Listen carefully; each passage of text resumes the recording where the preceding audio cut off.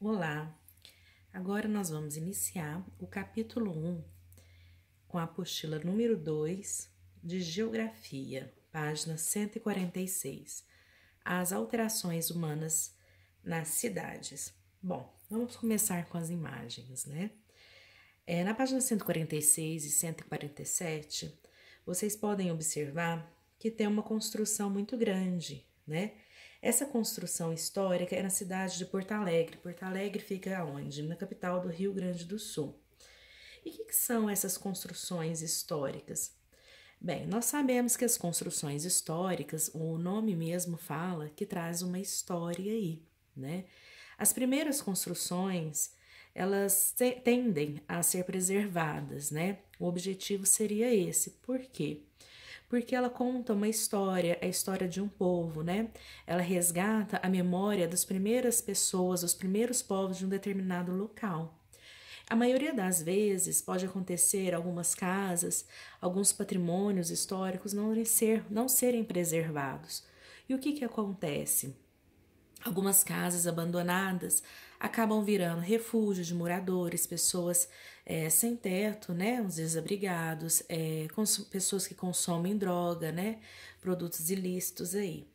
E o que a gente pode perceber? Que pela falta, né, dessa infraestrutura, dessa preocupação, né, nesse ambiente, acaba se perdendo alguma história que seria muito importante para um determinado local, né?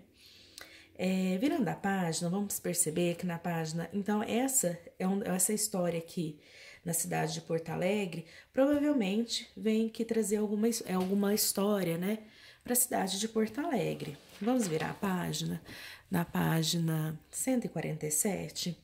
O que mais chama a atenção sua nessa imagem? Na cidade onde você mora, existe algum lugar conhecido como centro histórico? O que você sabe sobre ele? A legenda dessa imagem diz que o lugar passou por reforma e revitalização. Você acha importante preservar as construções históricas? Reflita um pouquinho sobre o que a tia Paty falou. Tem uma ligação, né? Tem um embasamento aí com essas perguntinhas. Vamos virar?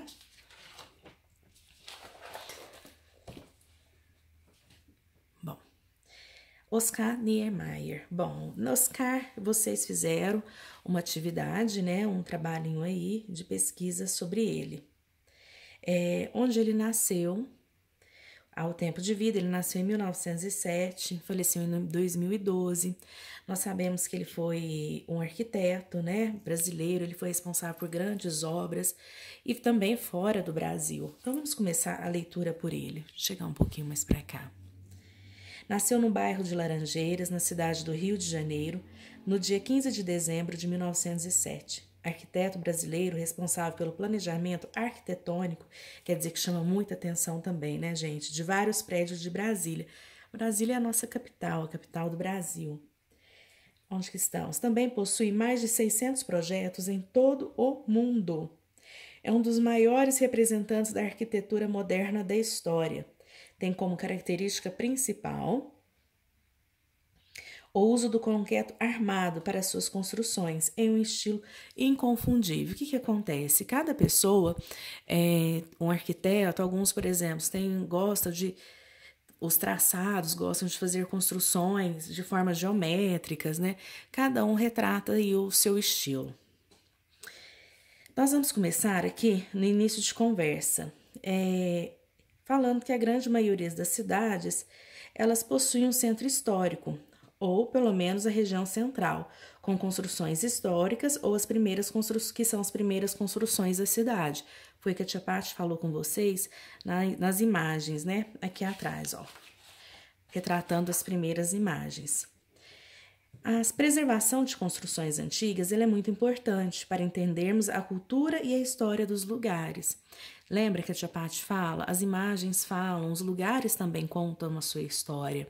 Isso ajuda a preservar a memória de um povo.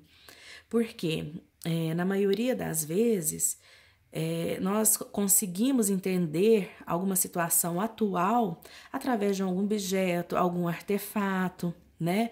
Nós conseguimos aquela tradição ali preservada que consegue resolver até algumas soluções atuais. Se a gente for pensar, o nosso mundo, se a gente não fosse guardar sempre as memórias, hoje o nosso mundo seria um lixão. Ou seria impossível guardar tanta memória, certo? O que são memórias que eu falo? São objetos, guardar tudo, e é impossível. Aí entra também os museus que fazem esse papel, guardar um objeto, guardar aquilo que é mais importante. Só que nem tudo pode ir para o museu. E também tem coisas que são muito importantes que estão a céu aberto. Então, a gente tem que pensar nisso, que algumas coisas são obras, né? São importantes para essa história nossa também, ok? Que seriam essas construções, tá certo? Vamos continuar. Essa construção antiga, bom, infelizmente, no entanto, ao longo do tempo, muitas dessas construções foram destruídas ou se deterioraram por falta de cuidados. Antigamente, as construções eram feitas de maneira muito diferente da utilizada nas construções atuais. Até os materiais utilizados hoje em dia são diferentes. Assim, quando falamos na preservação de edifícios antigos, estamos falando da preservação de objetos que podem servir para que saibamos sobre modos de vida que não existem mais. Foi o que a tia Paty falou agora mesmo com vocês. Tá joia? Aqui vocês vão ver dois lugares diferentes. Esse aqui é da igreja de São Francisco de Assis, ela é em Minas Gerais. Ela foi realizada por Oscar Niemeyer, a obra dele, mas todas deles são mais ou menos esse estilo, tá? Esse aqui também é o Museu da Manhã, só que aqui não só que esse aqui, ele foi desenhado por um arquiteto espanhol, tá joia? Mas é no Rio de Janeiro, ok?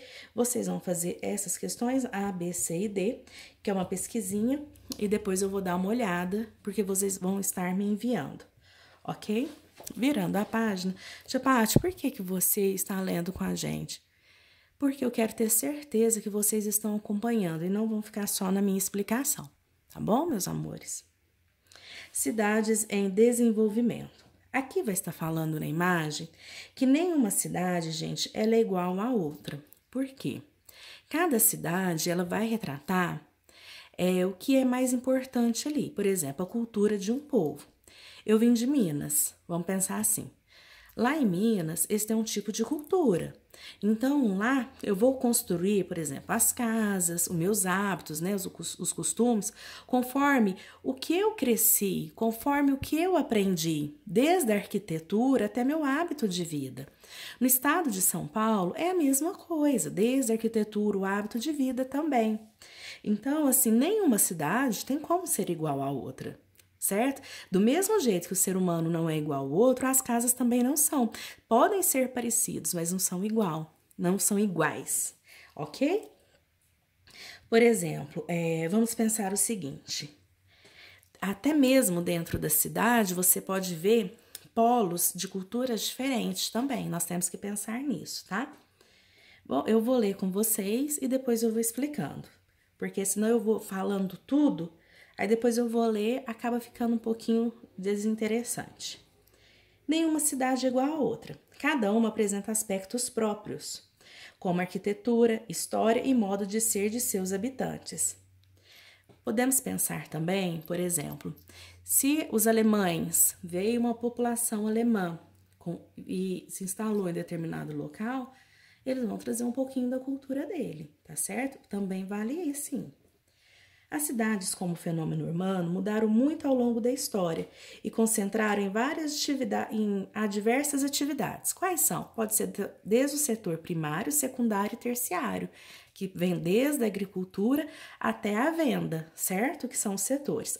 Comércio, supermercados, farmácias, livrarias, lojas, agências, serviços, postos de saúde, hospitais, bancos, escolas, bibliotecas, faculdades, indústrias automobilísticas, doméstica, que seria também para os homens, né, que gostam dessa parte aí também, dos cuidados, farmacêutica, têxtil, que seriam as roupas, né, os tecidos também.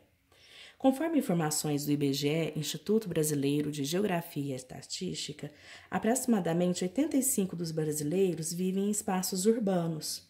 Isso é resultado do processo de urbanização. Esse processo aqui, gente, de urbanização, nós vamos ver um pouquinho mais para frente, que é resultado do processo do êxodo rural, certo? Que é a saída do homem do campo para a cidade. Esse êxodo rural é tudo consequência da mecanização, né? Da industrialização, ok? Vamos ir lá um pouquinho para frente. Mas o que é urbanização? Podemos definir urbanização como um aglomerado de pessoas e objetos geográficos, muitos deles com planos chamados de infraestrutura. O que é infraestrutura? Lembra que eu falei que é toda a parte de estrutura para uma melhor vida do ser humano em determinado local? Para a gente só gravar mais ou menos, fazer uma assimilação para não esquecer, é mais ou menos isso, tá? A gente está fazendo uma associação para ficar gravadinho na mente. Pavimentação, saneamento básico, iluminação, é um trânsito organizado, que fala ordenamento de trânsito, disponibilidade da rede elétrica, telefonia, rede de serviço. A infraestrutura urbana é a base para a vida das pessoas que vivem na cidade e para a ação de empresas e instituições. Imagina, se eu vou instalar uma empresa, uma instituição onde não tem infraestrutura. Primeiro, que a minha empresa, como que ela vai desenvolver? Não vai. Então, vai ter desenvolvimento, as cidades vão procurar um local onde tem uma cidade que tem uma infraestrutura adequada, certo? Para desenvolvimento. Mais na frente agora nós vamos falar dessa questão, né, da saída do homem do campo e da cidade. Vocês vão ver aqui a cidade do Rio de Janeiro, certo? A questão de falar, aqui vai estar falando sobre os vizinhos, certo? De comunidades carentes. Eu quero que vocês deem uma lidinha aí, ok? E com vocês agora, vou ter outro vídeo, vocês vão ter outro vídeo, para esse aqui não ficar muito extenso. Um grande beijo.